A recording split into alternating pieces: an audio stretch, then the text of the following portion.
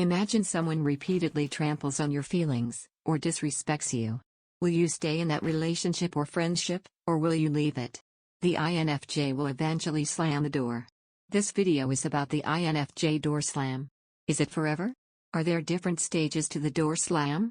In this video we discuss these things. And we have a slightly controversial idea about how INFJ treats difficult people. Please click the like button, and subscribe. We create original content all the time. Now on to the video. So, what is the door slam? The INFJ door slam happens when the INFJ cuts someone out of their life. Of course, the INFJ is not the only personality type to do this. But they do it fairly frequently. And they tend to be very consequent with it, once they have decided that the person doesn't belong in their life. Sometimes it's not possible to remove a person completely. In this case, the INFJ will try to minimize their interaction with the person. This can happen with a coworker, for example. That coworker will probably not even notice, but the INFJ will absolutely close off their feelings from that person. The INFJ probably won't hate that person.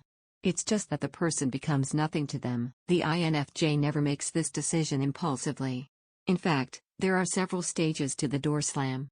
At first, the INFJ will give the person a second chance, hoping that the person improves whatever it is they are doing wrong. That wrongdoing is obviously the INFJ's verdict. They will continue interacting with the person, and try to show them what they are doing wrong. In the second stage, if the other person doesn't improve whatever it is that the INFJ was expecting from them, the INFJ's resentment grows.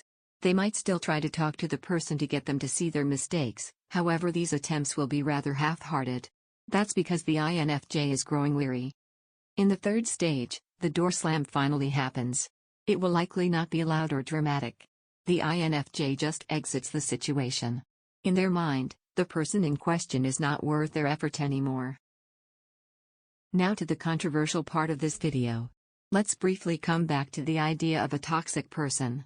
We think that it is possible to label anyone as toxic when they do something that upsets you, but are not inherently bad people. Because the INFJ has such high standards towards people, it is not unlikely that the person will not be able to live up to these standards. In this world, many people are jerks. We know. But would an INFJ even become friends with a jerk? What about their infamous intuition? Did they not see it coming? Since the INFJ picks their friends so carefully, what does it say about them, when they so frequently close the door on some of the friends? There are two problems here. 1. The INFJ tends to be very elitist when choosing whom to hang out with. Seen from above, this looks like arrogance.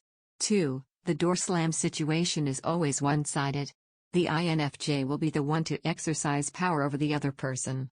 They tend to think of themselves as a helping teacher, when their actual behavior is more like that of a self-righteous, delusional teenager. There is a big gray area between objectively unacceptable behavior, and something that just doesn't fit into the INFJ's view.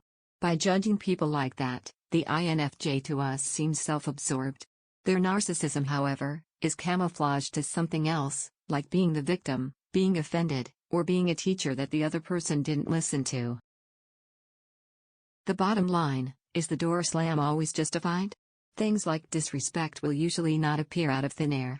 If the person is disrespectful towards you, they must have shown signs of this in the early stages of your friendship.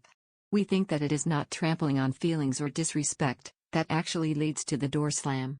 Much rather, it is emotional triggering, which provokes the INFJ. But things trigger you for a reason. They might be pointing towards your shadow sides, or unsolved internal issues. If this video makes you angry, there is a reason for this. What we ultimately want to say is that being offended doesn't make you stand above anyone.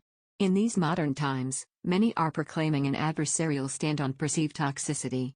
However, the toxicity is objectively not always there. So proceed with caution, and don't forget to be humble. You are not perfect, either. Thanks for watching, and please like this video, unless you feel offended.